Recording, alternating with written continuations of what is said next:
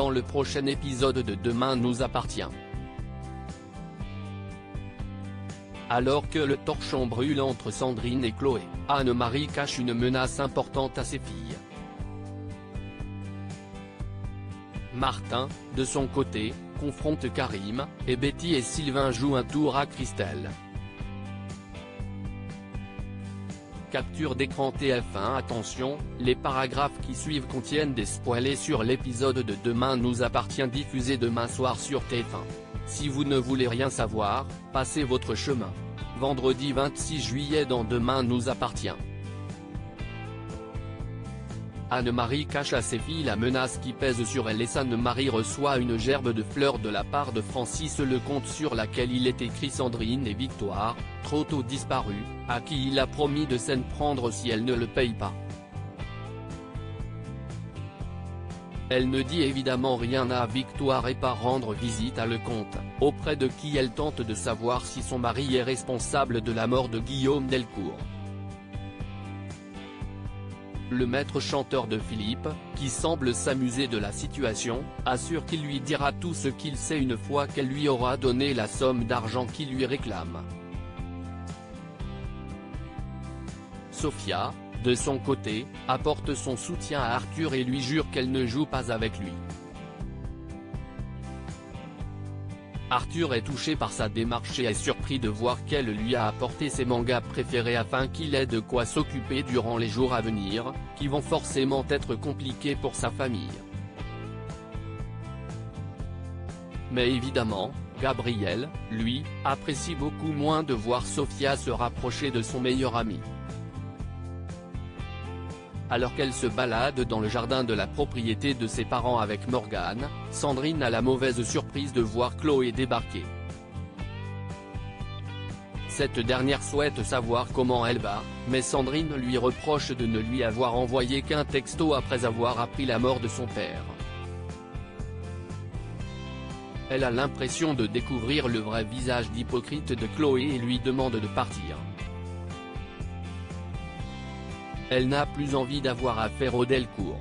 Victoire, quant à elle, est prise d'une nouvelle crise d'acouphènes durant laquelle elle entend à nouveau cette petite voix qui lui dit « Maintenant tu sais, si est notre secret. Tu ne dois rien dire à personne, maman pourrait mourir. »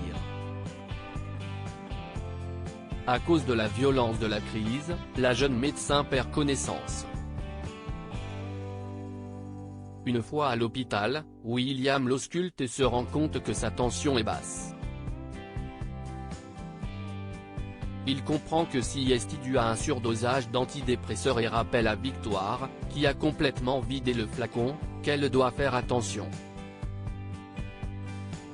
Les conséquences pourraient être très graves. Si elle veut s'en sortir, il faut plutôt qu'elle trouve la cause de ses voix. Plus tard, en arrivant dans la maison de ses parents, Victoire trouve Anne-Marie inconsciente au sol et tente de la ranimer. Betty et Sylvain jouent un tour à Christelle. Christelle Moreno n'arrive pas à joindre Jessica et s'inquiète, pensant qu'il lui est arrivé quelque chose à Paris. Betty et Sylvain lui conseillent d'arrêter de stresser pour rien et de se détendre, et Christelle accepte finalement d'accompagner Betty à la plage pour une journée baignade, bronzage, et lecture de magazines. Permettant ainsi à Sylvain de mettre à exécution son plan en toute discrétion. Mais une fois à la plage, Christelle découvre que Bart vient d'avoir Jessica au téléphone et comprend que sa fille fait tout simplement tout pour éviter de lui parler. Dépitée, elle décide de rentrer plus tôt que prévu et découvre, horrifiée, que Sylvain a profité de son absence pour complètement vider leur appartement et commencer à emménager dans la maison dont elle ne voulait pourtant pas entendre parler. Très en colère, Christelle demande alors à son mari de tout remettre en place, mais Sylvain refuse et lui lance que si elle souhaite rester ici, elle y restera toute seule. Car ce déménagement est pour toute la famille, et Betty et lui ont très envie de ce changement d'environnement.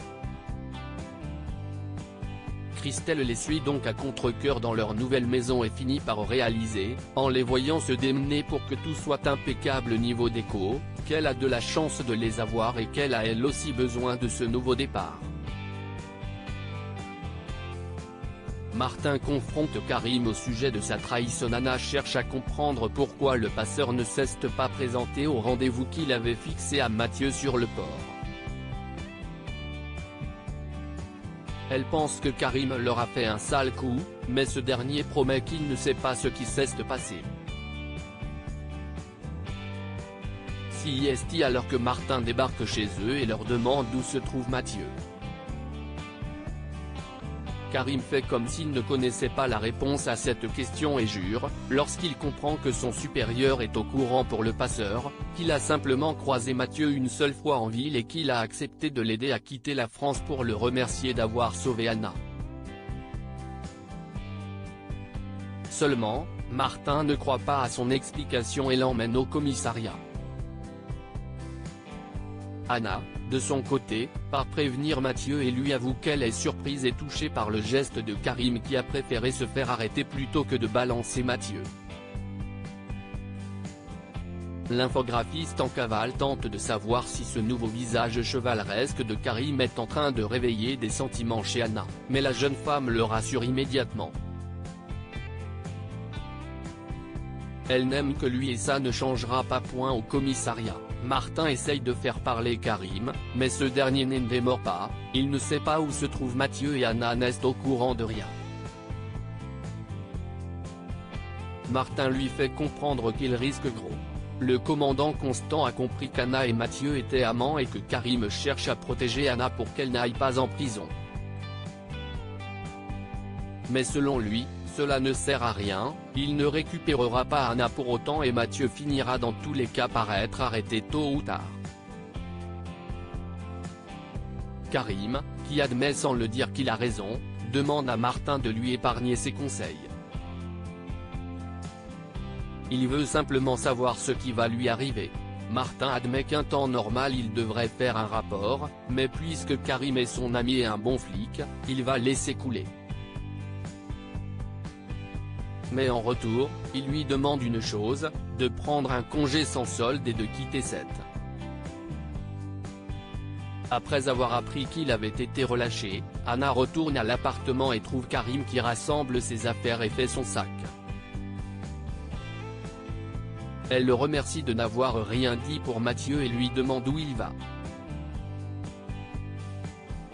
Karim lui explique alors qu'il quitte Sète et qu'il ne sait pas s'il va revenir un jour.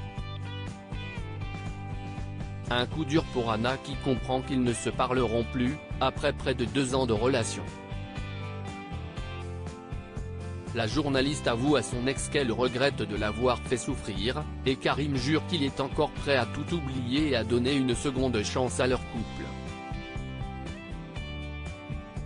Mais Anna semble perdue et est incapable de lui répondre lorsqu'il lui demande si elle l'aimait encore. Alors, dépité, Karim s'en va.